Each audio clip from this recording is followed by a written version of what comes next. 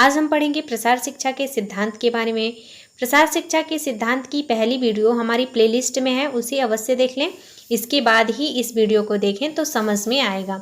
यह विभिन्न प्रकार के एग्जाम जैसे कि टीजीटी, पीजीटी, नेट, जेआरएफ और बीए एमए के कोर्स में भी पढ़ाया जाता है। तो चलिए स्टार्ट करते हैं अपने वीडियो। प्रसार शिक्षा के सिद्धांत में है सांस्कृतिक भेद का सिद्धांत। कहने का मतलब है कि प्रसार शिक्षा को अगर प्रभावशाली बनाना है तो लोगों के संस्कृति के अनुसार ही शैक्षिक विधियों का चयन करना चाहिए, क्योंकि भारत जो है वो विभिन्न संस्कृतियों वाला देश है और यहाँ विभिन्न राज्य जो हैं, गांव हैं, वहाँ की सांस्कृतिक विशेषताओं को ध्यान में रख करके ही प्रसार कार्य को करना चाहिए। अगला है सहकारिता और सहयोग का सिद्धांत। यह सिद्धांत बताता है कि किसी भी व्यक्ति में सहयोग की भावना होनी चाहिए। प्रसार शिक्षा में लोगों का जब तक सहयोग नहीं होता है, एक दूसरे का लोग सहयोग नहीं करते हैं और कार्यों में मिलजुल करके भाग नहीं लेते हैं, तब तक वह कार्य सफल नहीं होता है। यानी कि लोगों का मेल मिलाप होना अत्यंत आवश्यक है और इतना ही नहीं, इस कार्य में सबका पूरी तरह से अभ्यास भी होना चाहिए, तभी लोग अपने कार्यों को कर सकते हैं। व्यवहारिक विज्ञान तथा प्रजातांत्रिक पहुंच का सिद्धांत।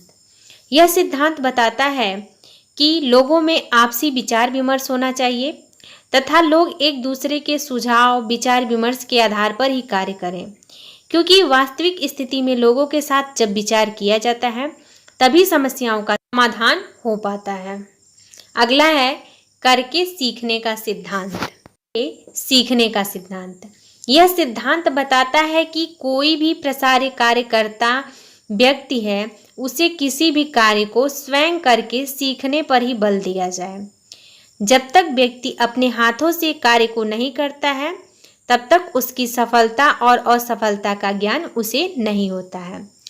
यानी कि लोगों के विकास के लिए उसे स्वयं करने के लिए प्रोत्साहित किया जाए और तभी प्रसार कार्य सफल होगा। अगला है प्रशिक्षित विशेषज्ञों का सिद्धांत।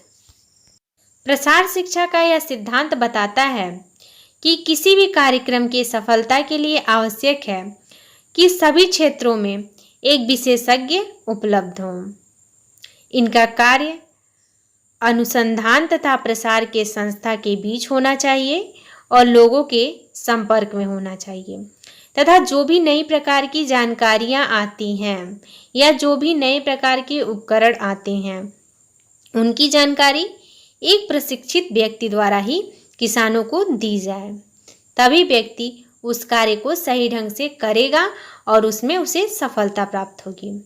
अगला है नेतृत्व का सिद्धांत।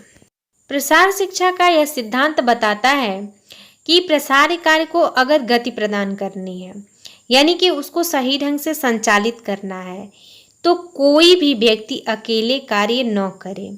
यानी कि प्रत्येक व्यक्ति एक दूसरे का सहयोग करे और एक दूसरे के साथ मिलजुल करके जब कार्य करेंगे तो उन्हें प्रोत्साहन मिलेगा और प्रोत्साहन मिलेगा तभी कार्य सही ढंग से सफल हो पाएगा और लोग अच्छे ढंग से उसमें भाग ले सकेंगे। संतुष्टि का सिद्धांत।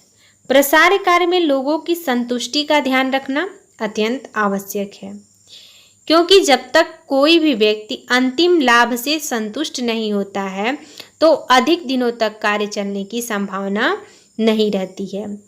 इसलिए प्रत्येक व्यक्ति के कार्य को पहचानना, उनके कार्य की प्रशंसा करना और उनका स्वैच्छिक नेतृत्व को प्रोत्साहित करना अत्यंत आवश्यक है, तभी आप प्रसार कार्य को सही ढंग से संचालित कर सकते हैं। अगला है मूल्यांकन का सिद्धांत। किसी कार्य की सफलता हेतु मूल्यांकन का होना अत्यंत आवश्यक है। प्रसार संस्था में जो लोग कार्य कर रहे हैं उनका मूल्यांकन करना चाहिए।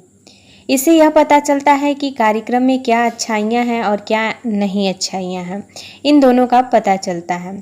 मूल्यांकन ही वह आधार होता है जिसमें निरीक्षण करके कार्यक्रम को सुधार करके सफल बनाया जा सकता है, क्योंकि मूल्यांकन के माध्यम से ही किसी भी कार्यक्रम के कमी या अच्छाइयों का पता चलता है। जो कमियां होती हैं उन्हें सुधार किया जाता है और जो अच्छाइयाँ होती हैं उसे प्रोत्साहित किया जाता है और अच्छा करने का प्रयास किया जाता है। प्रोत्साहन का सिद्धांत। शिक्षा का यह सिद्धांत बताता है कि किसी भी कार्य को करने के लिए व्यक्ति को प्रोत्साहित करना चाहिए, उसे हतोत्साहित नहीं करना चाहिए। जब प्रसार कार्यकर्ता को किसी भी कार्य के लिए प्रोत्साहन दिया जाता है तो कार्य को मन लगा करके करता है, और जब व्यक्ति कार्य को मन लगा करके करता है तो वह कार्य सफलता के शिखर पर पहुंचता है। अगला है सांस्कृतिक परिवर्तन का सिद्धांत। यह सिद्धांत बताता है कि लोगों की जो संस्कृतियां होती हैं वो समय समय पर परिवर्तित होती रहती हैं, अतः प्रसार कार्य के लिए सांस्कृतिक परिवर्तनों को ध्यान में रख करके ही कार्य को करना चाहिए, तभी कार्य सफल हो पाएगा। अगला है हिस्सेदारी का सिद्धांत। यह सिद्धांत बताता है कि अच्छा प्रसार कार्य जो होता है वो ग्रामीणों की मदद करता है। प्रसार कार्यकर्ता के लिए आवश्यक है कि लोगों की जो समस्याएं होती हैं उनको पहले समझें, उसको पहले सुने, उसके बाद स्थानीय जो सामाजिक नेता होते हैं उनके माध्यम से लोगों में घुल मिल करके उन्हें उनकी समस्याओं का समाधान दें, साथ ही उनको समाधान में सहयोगी बनाएं। प्रसार शिक्षा के संपूर्ण सिद्धांतों को पढ़ने के बाद यह पता चलता है कि प्रसार शिक्षा जो है यह ग्रामीण लोगों की शिक्षा है, ग्रामीण लोगों का कार्य है, यानी कि प्रसार शिक्षा जो है ग्रामीण क्षेत्रों का सर्वांगीण विकास करता है। इसलिए किसी भी कार्यक्रम को या किसी भी कार्य को करना है तो प्रसार शिक्षा के इन सिद्धांतों को ध्यान में रख करके कार्य किया जाए, तभी पूरी तरह से लाभ मिलेगा और लोगों का सभी प्रकार से विकास होगा।